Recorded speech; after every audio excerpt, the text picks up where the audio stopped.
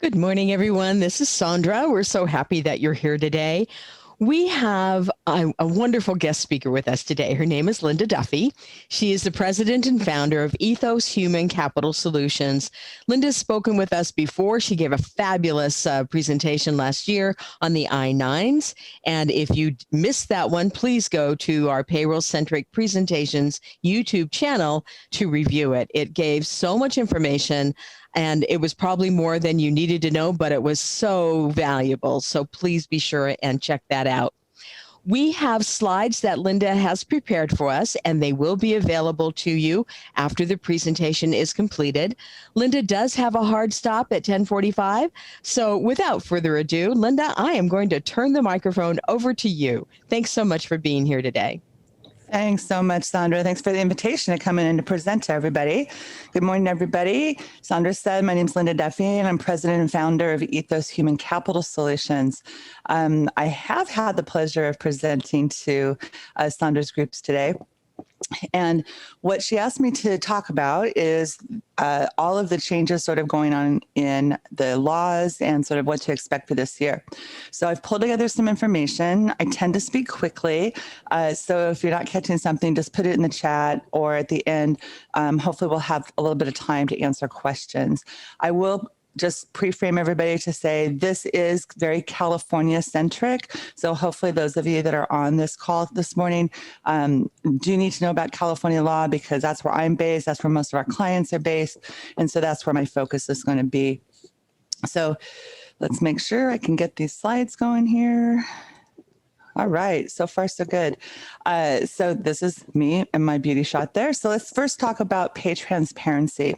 So California passed a new law that went into effect January of this year called the Pay Transparency Act. This is going to be a game changer in a lot of ways. Having said that, it's also simply an expansion or continuation of equal pay laws that already exist, both federally and also in California. So California has had an equal pay law actually for about 14 years before the feds got it. And this is just one iteration of it, right? So this particular law applies to all employers. It applies in different ways depending on how many employees you have, right? So I'm going to go through this and sort of explain each of these levels, but what you should know is this, is everyone in California, if you have even one employee in California, so you can be based in Arizona, you can be based any place else. If you have even one employee in California, certain provisions of these laws you have to comply with. And so that's why it's really important for everybody to know about it. So there's a few different groups. Number one, at the top part, it applies to all employers. And that is that if a current employee comes to you and says, I want to know what the pay range is for my position, you have to provide it. Now, we've had a law on the books for the last 5 years that says if a candidate asks, you have to provide it. And now we're saying if an employee asks, you have to tell them what their pay range is. We don't have time today to go into all of sort of the cultural implications or logistical implications of what do you say if, right? But just know that this is a requirement. If you don't have an established pay range, that's something you could, reach out to us about, but you can also just tell them, this is what the range is. I don't want to say make it up, but let's say you have employees in that same job and, one you pay 20 and one you pay 23 and one you pay 25. Well, $20 to $25 an hour may be your range. Maybe it's 19 to 26, right? So just know that you have to provide that to the employees. And there's also a record retention rule that says you have to keep everything having to do with employees' wage history and the positions they were in for 3 years beyond termination of their employment.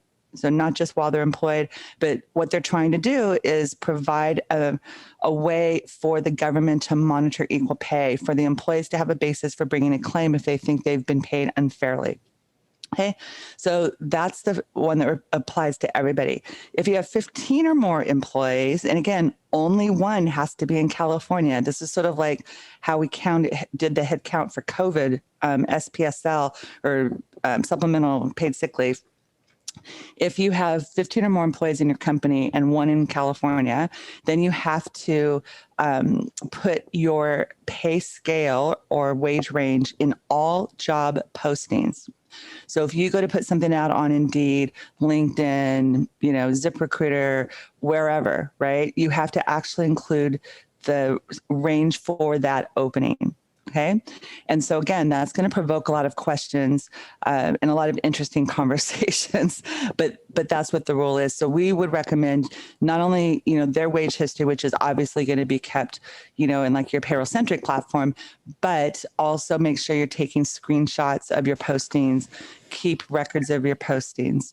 Okay, so that's the one that applies to 15 or more. If you have 100 employees or more, then you have an additional pay data reporting requirement, and once a year you have to provide California with a listing similar to the EEO1 report that comes out. So by race, category, all of that, you have to be able to provide pay ranges by gender and race, everything.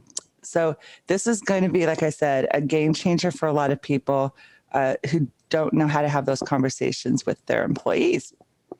Okay, so as I said, the pay sale disclosure in the job postings, the rule for this is you have to post what you reasonably expect to pay for that position. Okay. And if you use a third party, if you, are going to post any place, and we'll also say internal job postings, that's what you have to post. They don't really tell you what that looks like, right? So again, if you don't have set wage ranges, you have the ability to sort of say, well, based empirically on our internal data, this is what it's going to be. Okay. Some other cities, counties, states, have similar legislation. I'm going to show you a map in just a second, talk about that. And then also just know the penalties are fairly severe. On it's really funny, on the paid data, which only affects people with 100 or more employees, the penalty start at $100. On the other ones, which are going to affect all small employers, they start at $10,000 per violation. I can't explain it. I can just tell you that's what the law says. So you want to make sure that you understand this law and that you're being compliant with it. So as I mentioned, pay transparency, this is a continuation in some ways of what we already have, but it's also starting to sort of sweep the nation, right? And so Fisher Phillips, which is a law firm, they're worldwide, they actually maintain this map. And so I would suggest everybody go out, bookmark this page, and just check back if you have employees in multiple states. I know for us, we have clients that have, employees all over the country. So we have to keep up on this kind of stuff, and this is really helpful. So there is a little bit of a legend that goes with this. So it'll say, that one color is just for gender, one color is for everything else. A star means you can't ask people about their prior history in a job situation. So don't worry about that right now. Just go to this page and it'll help you a lot, because you can click on each state and then you can read what they have in place there. Okay. So as I already mentioned, the employers with 100 or more have this pay dating requirement. It is separate and unique from the EEO1 report and the other paid data that you have to give to the state. If you have multiple locations like the EEO1, you're going to report each separately. And then the other thing that's sort of unique is this report is due on or before the second Wednesday of May each year. Again, don't have any clue how they came up with that, but on or before the second Wednesday. But it includes data from Q4 of the prior year, meaning the quarter that we just finished up, right? So make sure that you have all of your pay data in line. The gender, the race, everything for your employees, so you are ready to go when this is due. Okay, so that's the Pay Transparency Act. That's actually the webinar I'm doing right after this. And the reason I have to go is we're doing that one in great detail and talking about the cultural implications of that. All right, so the next law that's changing in California for this year is bereavement leave. So up until now, there's been no requirement to provide bereavement leave to anybody. In this case, it's not paid leave. You don't have to pay anybody, but you have to allow them to take up to 5 days in the event of a family member's death. And you can see toward the bottom, the family member definition right there. What's a little bit interesting about this is, let's say you already have a policy in place that says, let's say we pay our employees 3 days if they need it for bereavement. Well, this law says if you already have a policy in place, you have to keep doing that. So you might end up with a policy that says, okay, the first 3 days are paid, and then days 4 and 5 aren't. But you can't now go back, they say, and all of a sudden just go, okay, you have 5 days unpaid if you've previously been offering that. I don't know how that's going to be enforced, or, I guess you would complain to the labor commissioner. But the law does say that this integrates with whatever law you are, or whatever policy you already have in place.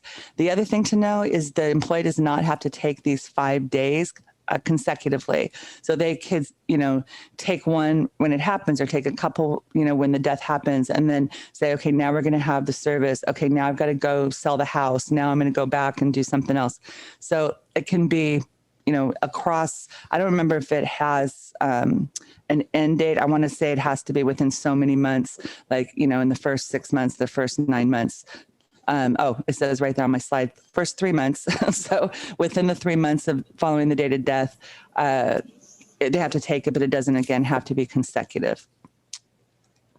Okay, minimum wage. Obviously, people know this goes up beginning of the year each year. So now the good news is, in California at least, we're all on the same minimum wage, because for years it's been indexed by number of employees. And so, it would go up for each group, but differently. So now everybody's on the same page. Minimum wage is $15.50 in the state.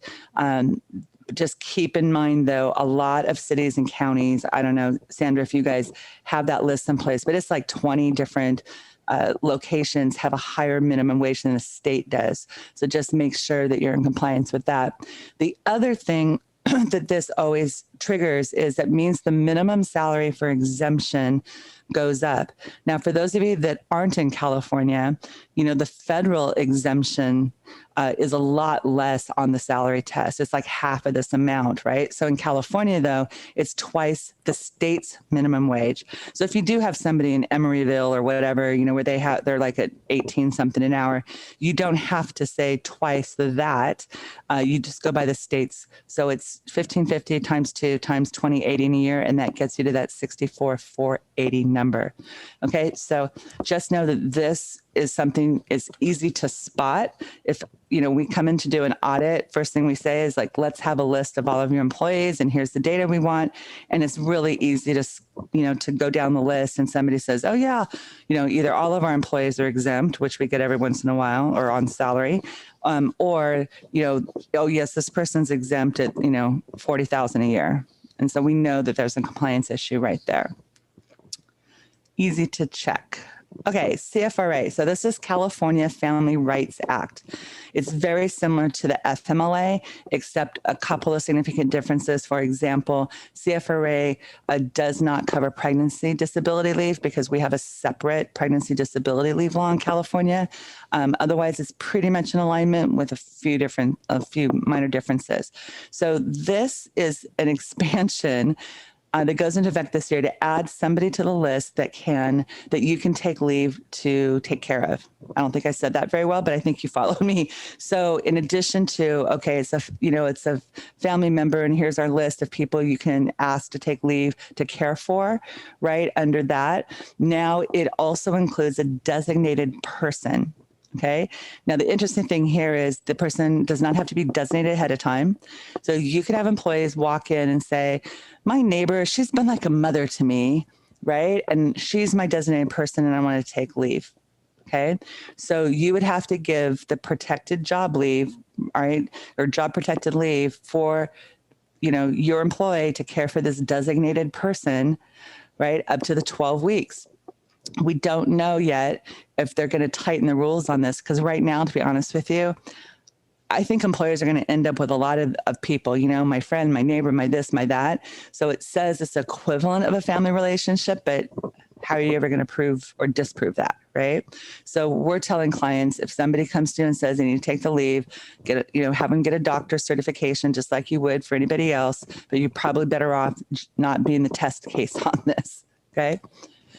Okay, this next slide applies to everybody because it's about Form I-9. So everybody knows during COVID, they were allowing us to remotely inspect documents, right? Unless the employee was required to come on site.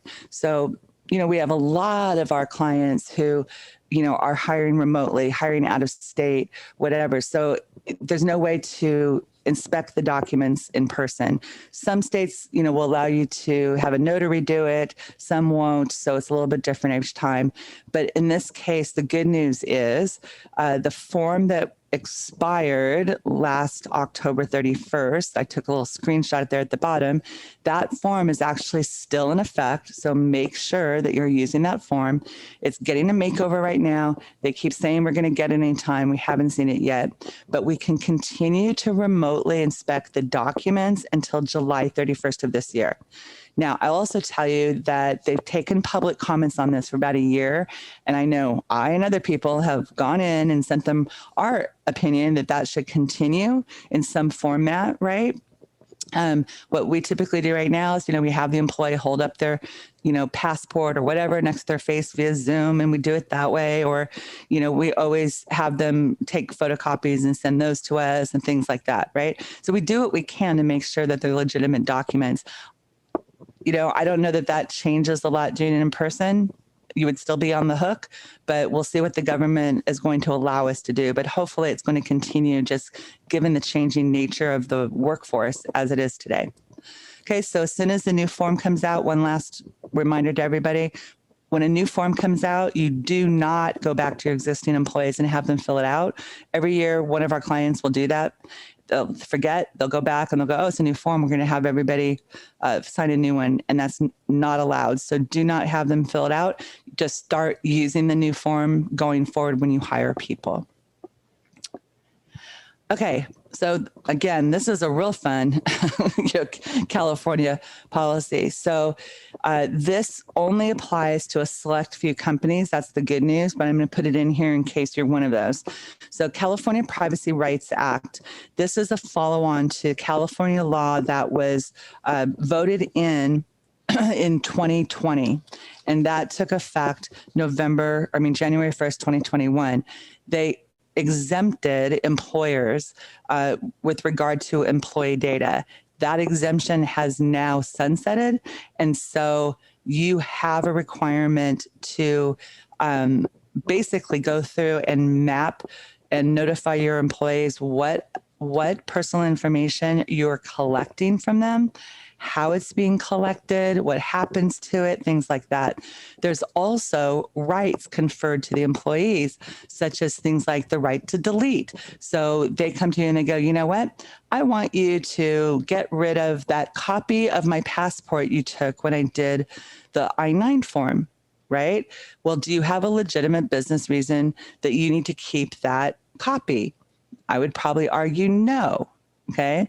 So would you then have to remove that and destroy it? Maybe. Okay. There's some information you'll be able to, and other information you won't be able to. That's just one of 6 rights conferred on the employee. So if you have gross revenue from last year that exceeds 25 million, or you buy, sell, or share personal information of 100,000 or more consumers. So that's a fairly big number, right? Or you get half of your income from selling or sharing consumer personal information, then this law applies to you. We are not privacy experts. We do work with some who are, though. So if anybody has this issue and they need somebody to help them with this, or the California Consumer Privacy Act, which was the original one, then let me know. Just reach out to me and I'm happy to connect you with that person. Okay, just an oldie but goodie. Our the bane of our existence in California, meal and rest periods, right? And the penalties involved. So this is a case that came out, I think it was August of last year. It basically said that those premiums that get paid, so it's a 1 hour meal period penalty. I have it actually on my next slide. if somebody doesn't get an uninterrupted 30-minute meal period, if they don't take it on time, things like that. Well, the court said that premium constitutes wages. And so that means those premiums have to be paid at the regular rate of pay. So that's not a base rate. Okay. That's not like you pay somebody $20 an hour. If they get commissions, bonuses, other types of pay, has to be factored into that regular rate. And that's what you would pay this at. Okay. So just know that you need to audit this. You need to make sure that, Sandra has set up your, your platform correctly for you, or whoever on her team does that is going to be calculated at the regular rate of pay. So just in California, all non-exempt employees, right? You have to show 4 punches on your timesheet. So in the morning, out at lunch, back from lunch, out at the end of the day, right? If you work more than 5 hours, you're entitled to a minimum of 30 minutes. You must take it before the start of the end of your 5th hour, if that makes sense. So if you work a regular 8 to 5 day, you have to start your lunch no later than essentially 12:59, because that is ending the 5th hour of your work. Okay. So employees cannot just waive a meal period if it's their first meal period of the day. So need to make sure always, I'm a broken record on this, that people need to take their meal, make sure it's uninterrupted, go out to your car, go for a walk, go sit in the lunchroom, don't eat at your desk, just get uninterrupted, right, where it's your own time, and same for the 2 10-minute breaks. What we recommend is that you have employees, and hopefully like your payroll platform can be customized for this, but work with Sandra. The end result is you want to make sure that employees are sort of, when they submit their timesheet, that they're also saying like, hey, this is an accurate record. These are the hours I work. I got my meal periods. I got my breaks, unless I've told you something, right? And I haven't had a work-related injury. If you can take this language or something similar and make it an attestation, that is definitely a best practice. All right, shifting gears. So let's talk about arbitration for a little bit. So hopefully everybody knows what arbitration is, but in essence, it means a different way of resolving disputes, right? So one method is definitely you go and file a claim with somebody, or you sue somebody in court. Arbitration is essentially mediation, but with some teeth in it, right? So you're trying to work this out. There's an arbitrator, usually a retired judge, listens to both sides and tries to come to some sort of conclusion. There are pros and cons to arbitration as opposed to rolling the dice with a jury, okay? So typically it's a faster, much simpler, and overall less expensive method of doing this rather than litigation. You have a little bit more control over scheduling, because if it's a court case, they're just going to be like, hey, you're going to start your trial on this date, right? This has is a little bit more flexible in that. It's also private. People aren't going to sit in the galley and watch what happens or listen to it. It's the court documents get filed, and those are subject, they don't have protection of privacy. I'll say it this way, this is different. So there's a lot of pros here, including that it's less likely to get punitive awards or some outrageous damages, right? Now, the con side is employers have to pay the arbitrator's fees, right? So you don't have a way to kick out some of the claims that you would in court, like with some sort of summary judgment motion or anything. And there's no right to appeal, or very limited right to appeal. So you have to think it through. But I will tell you this, you could poll probably 100 employment attorneys, and I'm guessing 80 or 90 are going to say, yes, have an arbitration agreement in place. Okay. So just know it really can save the company from, ending up in court with a lot of money attached to it. Okay, so a little bit more about arbitration agreements, just to put in perspective and why we bring it up right now. So California had this bill, AB 51, that went into effect a couple of years ago, or 3 years ago. Excuse me. It added a section to the labor code, right, that said, hey, it's unlawful to require applicants or employees, right, to sign an agreement.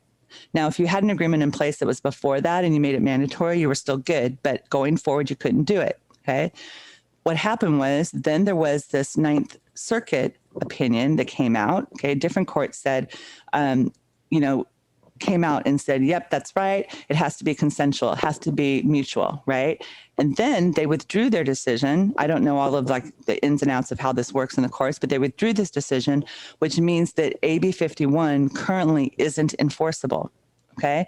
So this is going to be reviewed by the California Supreme Court, but right now the law regarding arbitration agreements isn't settled.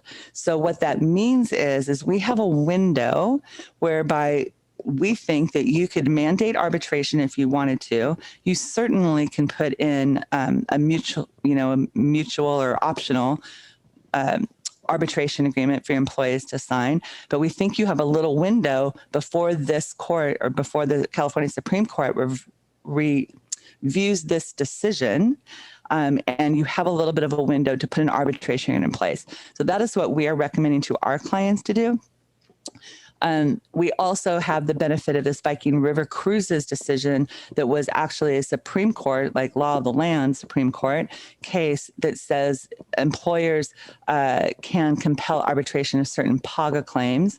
So that's the Private Attorney General's Act. So this is a huge win that came out last summer, huge win for employers. So if you have ever dreamed your little dream of having an arbitration agreement, now is the time to do it, okay?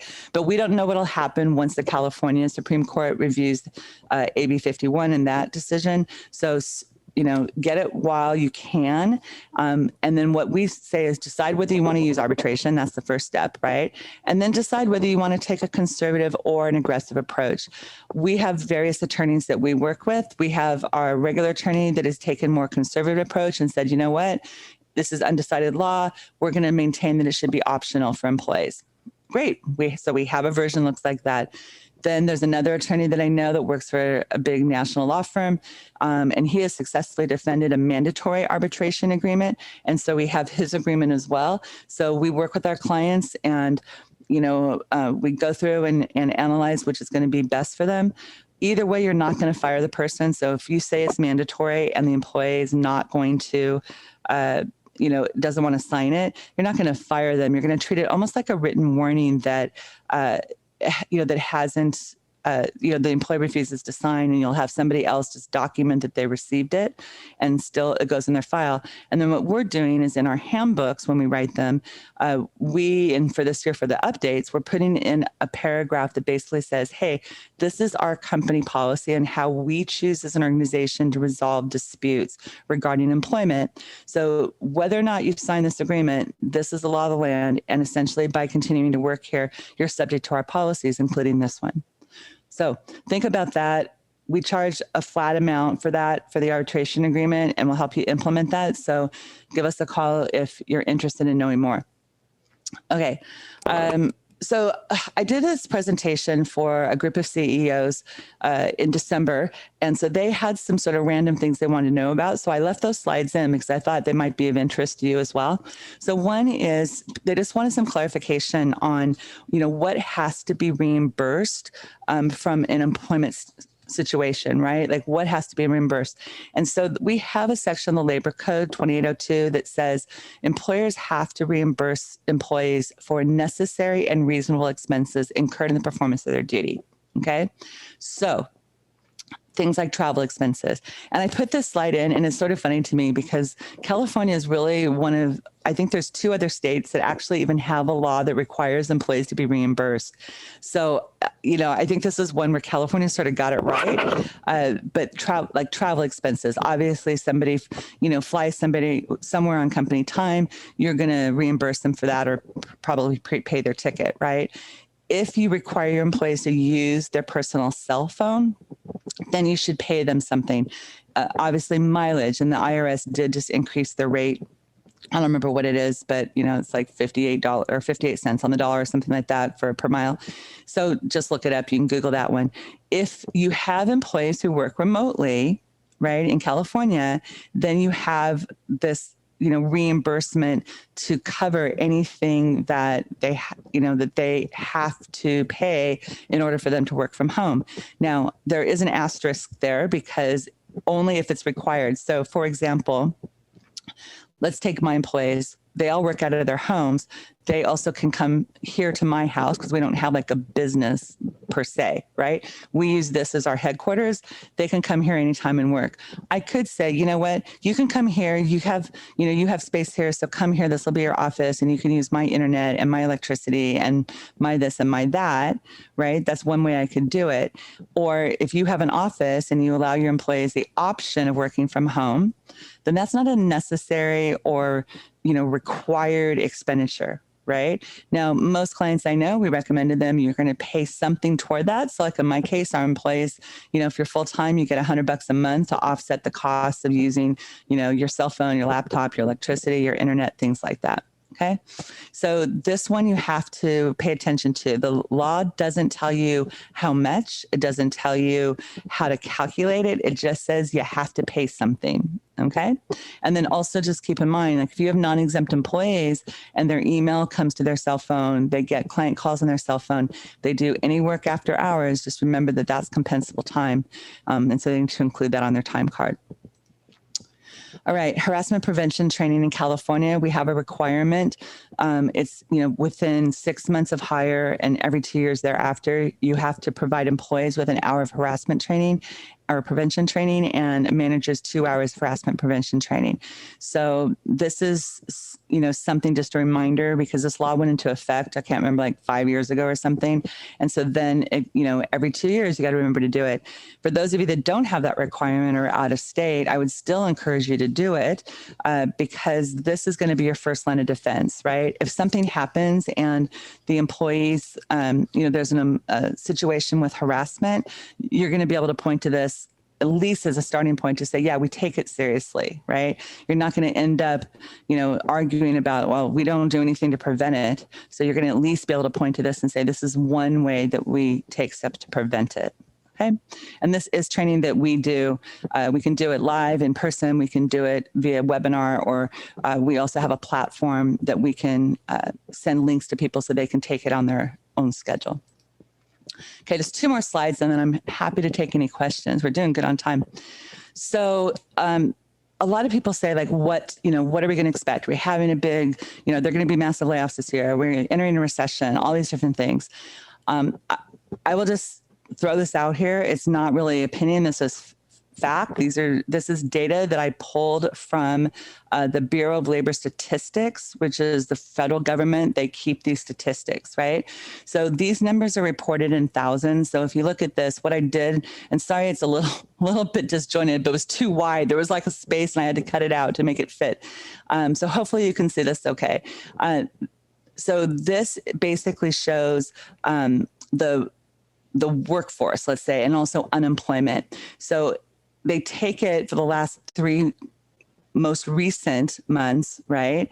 And then they also compare it to a year back. So if you look at these numbers, we're not seeing the huge layoffs, that are massively affecting everybody. I think if people stopped reporting it in the news, I don't want to say it wouldn't happen because certain sectors are being hit harder, right? We have had a couple of clients, and I'll tell you how we're helping them with this, try to avoid layoffs, but they're in the mortgage industry. I know tech is getting harder, right? Amazon, Tesla, Facebook, some, or Twitter, Facebook, those type of companies are choosing to do layoffs. Whether that's recession related, whether that's poor management, I can't tell you. But look at these numbers, because if you look at at the civilian, they call it non-institutional population. So those of us walking around working, right?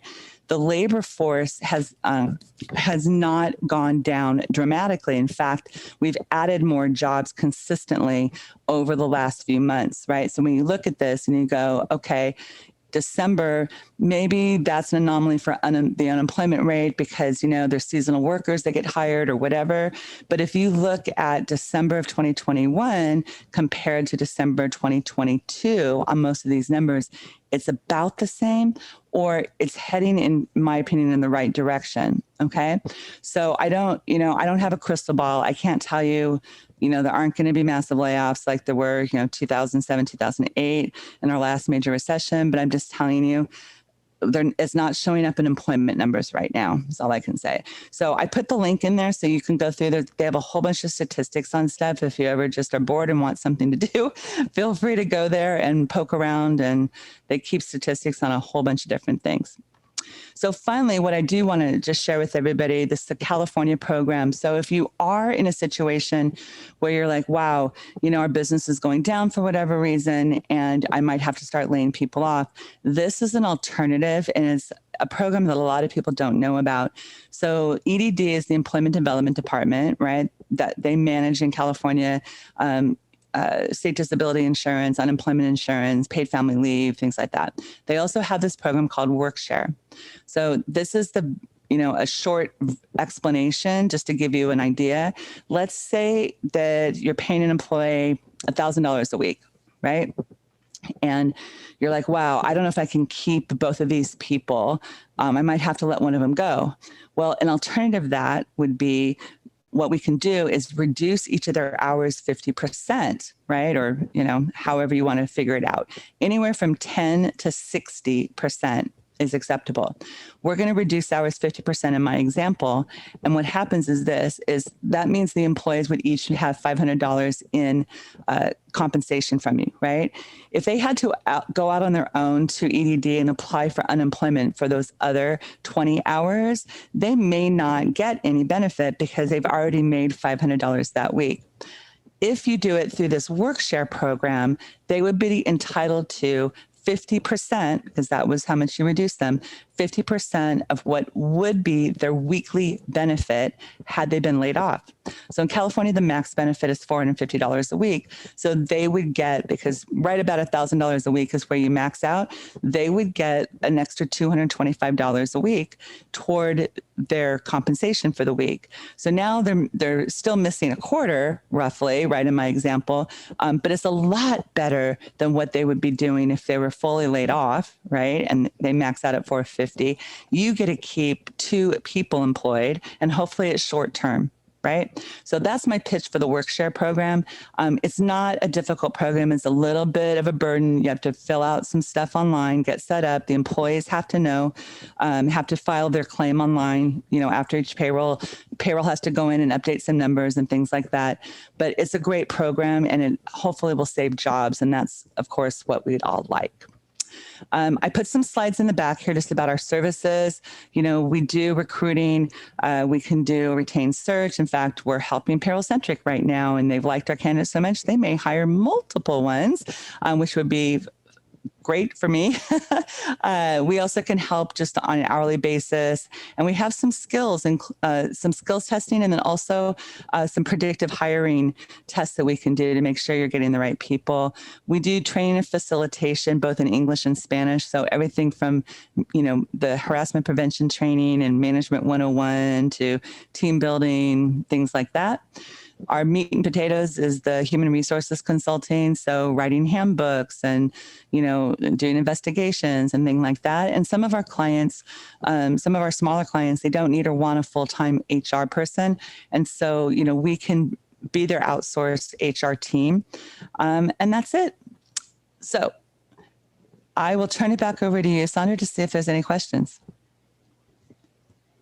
And you can use your phone and take a screenshot right now of that QR code, or hover over it, and you will get my digital business card.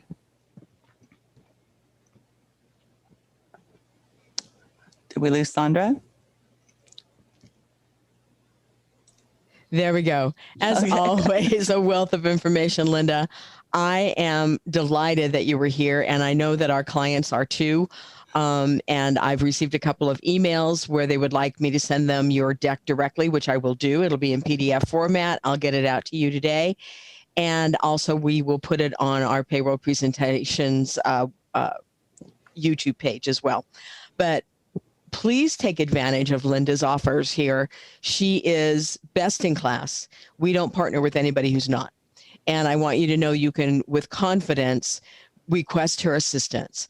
And we do have through PayrollCentric, a less expensive web-based HR program. I'm happy to give you a demonstration of that if you don't need all of the whistles and the bells. But if you do need the whistles and bells, Linda's the place to go. Sexual harassment training is a big topic right now. It's the beginning of the year, and Linda's got that resource for you as well. And I would recommend you connect with her. The free one that's on the Department of Labor and not Labor and Housing. I think it's Employment and Housing. Yeah, Fair Employment. Yeah, so the Department of Fair Employment and Housing, which is now like the Civil Rights Commission or something like that. Okay. They changed their name, but yes, if you go to dfeh.ca.gov, it'll flip over. I will just say this. Yes, that is free. Yes, but you get what you pay for. Oh my gosh. I think the employee training is, I can't remember what somebody told me, but it's not an hour. It's like an hour, 45 minutes or something like that. It's crazy long. Yeah. And also you don't get a certificate at the end, and they could breeze right through it. There's no time limit on how long you have to spend on each slide. So that's really not an effective way to do that, even though it comes in multiple languages. Do it the right way so that you know that you've done it, you've taken it seriously, and it's well worth it if a lawsuit comes down the pike. Regarding arbitration agreements, through the onboarding program that we have, we can put the arbitration agreement that maybe Linda's company has put together for you. We can add that to the onboarding system. I'm happy to show you a demonstration of that as well. And if you have that already, we can add it. So let us know. And also regarding timekeeping and hours and paid lunch breaks, if you have our timekeeping system, we can make sure that an employee does not clock out or clock back in too early before the 30 minutes is up. Therefore, you avoid that penalty. Using timesheets and estimating is dangerous. It is much better to have exact hours. So some sort of a clock in, clock out, biometric, or on their mobile phone or on a desktop is much safer for you, the employer. You don't want somebody to come back and say, well, I never got to take lunch because you worked me so hard. No, you've got the proof in a timekeeping system of their punches. So we have a lot of risk mitigation programs between Linda and PayrollCentric, and we're proud of them. We know they're good. We know they work. And we will be happy to install whatever you want on your payroll system. And Linda is there ready to help you with your HR and also compliance needs. All of these laws are very detailed and tricky. You need somebody to help dissect them. And Linda, you did a great job of giving us the basic information on what we need to be looking at. I don't want to cause you concern, but I'm hopeful that you'll take it seriously. It's really important. So, Linda, I don't see any questions in the chat. Oh, Great. I do. I have one. Oh, okay. Is it a requirement to have employees sign their timesheets, or is it just a suggestion? No, they need to sign.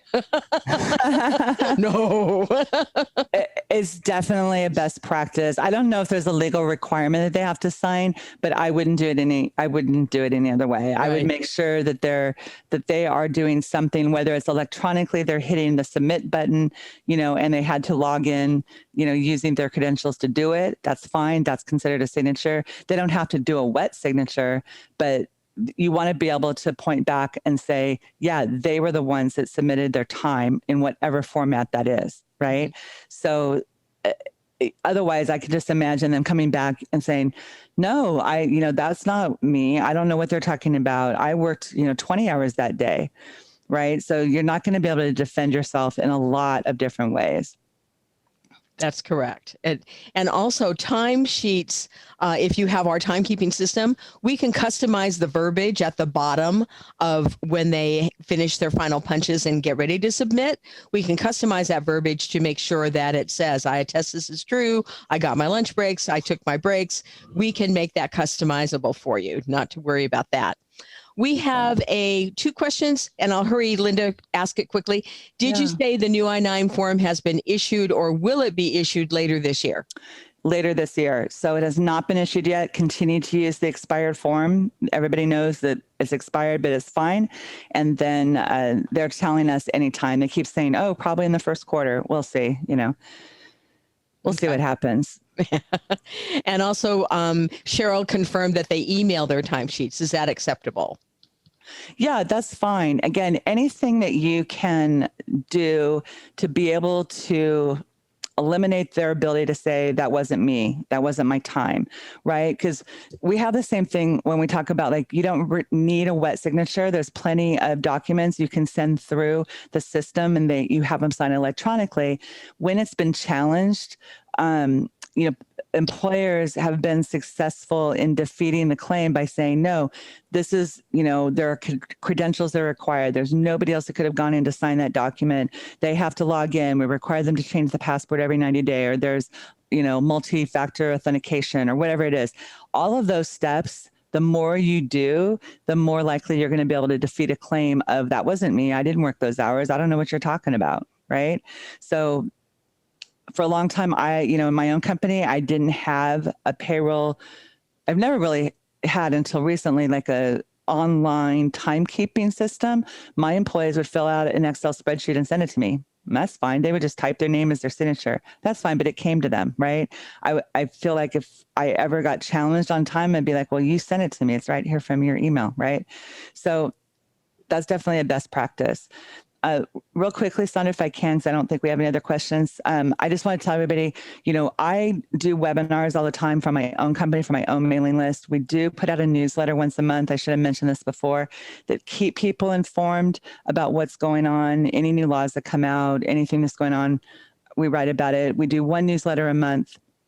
That's it. So we don't spam people. I'm not marketing to you or anything like that. So if you want to get on my list, you can go to the website and sign up. You can send me an email and do it that way as well. I'm going to, again, drop my email in here to the chat. If anybody has any questions, feel free to just send me a note and I'm happy to answer them.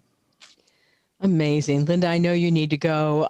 We'll hang out here for a minute in case somebody thinks of a question, and I'll send it to you.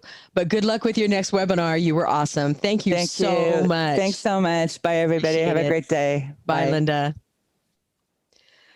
Okay, everyone, I'm still here. I would love it if you had any questions. I'm happy to send them off to Linda. You've also got her direct email address now, so you can do that as well. We do have upcoming events, and I have to tell you, they're still under development.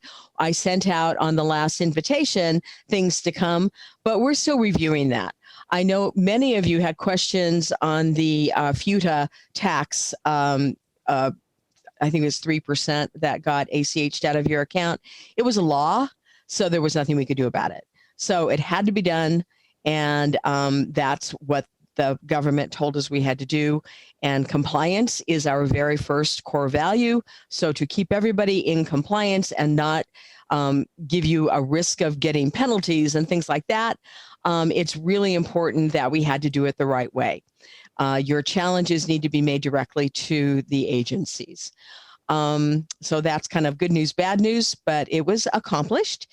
And any further questions, feel free to send that off to support@payrollcentric.com. People that are way smarter than I am about that issue will be able to answer your questions. I am always here for you if you need me. I'm happy to answer questions for you as well. I don't process payroll. I don't pretend to know how, but I know who does, and I know where they live. So if you have any questions or issues, please send me an email. I'm happy to be here with you this beginning of the year. We're happy that you're part of our family. So without further ado, I will say goodbye. Enjoy your day. Thank you for participating today. I hope you got as much out of this presentation as I did. Goodbye for now.